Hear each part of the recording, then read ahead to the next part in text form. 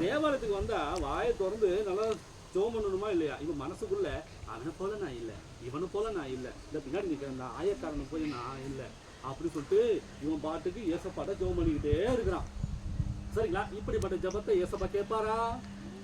கேட்கவே மாட்டாரு. சரிங்களா? சரி, ஓகே, அது ஒரு புறம் இருக்கட்டும். ஆனா பின்னாடி நிற்கிறானே அந்த ஆயக்காரன், அவன் வரி வசூலிப்பவன். சரிங்களா? வரி வசூலிப்பவன்னா அவன் போய் நிறைய இடத்துல போய் பணம்லாம் அங்கே கலெக்ட் பண்ணுவான்ல, அவனும் அநியாயக்காரன் தான்.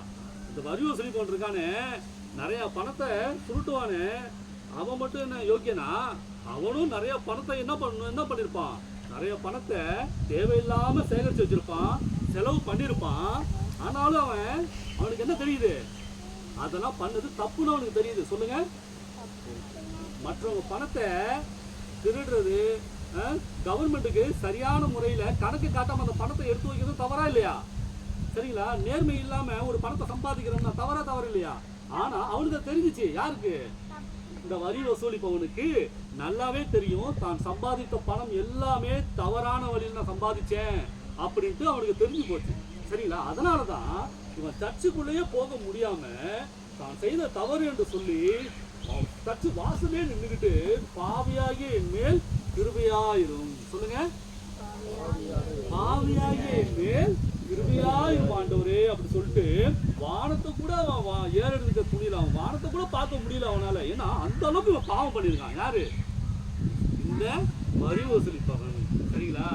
அப்போ அவன் உண்மையா ஒத்துக்கிட்டான். ஏசப்பா, நான் உங்க முன்னாடி நான் எப்படியா நிக்கிறேன், நான் பாவியா இருக்கையா, துரோகியா இருக்கையா, என்ன நீங்க மன்னிச்சிருக்கையா அப்படின்னு சொல்லிட்டு உங்களுக்கு விரோதமாகும் நான் நிறைய பேருக்கு விரோதமா நான் பாவம் செஞ்சுட்டேன்.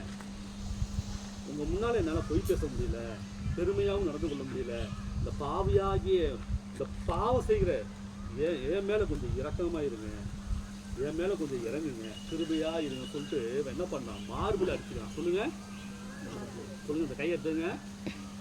இப்படி அடிச்சுக்கிறாயா? பாவியாகிய மேல் கிருபையாயிரும் மார்பிள் போட்டு அடிச்சுக்கிறான், நெஞ்சிலேயே அடிச்சுக்கிறான். சரிங்களா? அப்போ இந்த இடத்துல யாரு உண்மையான ஜெபத்தை பண்ணது? அந்த இடத்துல யாரு நீதியமான திரும்பி அவன் வீட்டுக்கு போனது? இந்த ரெண்டு பேர்த்துல பரிசேயனா இந்த வரி வசூலிப்பவனா? வரி வசூலிப்பவன். ஜோர கை தட்டுங்க.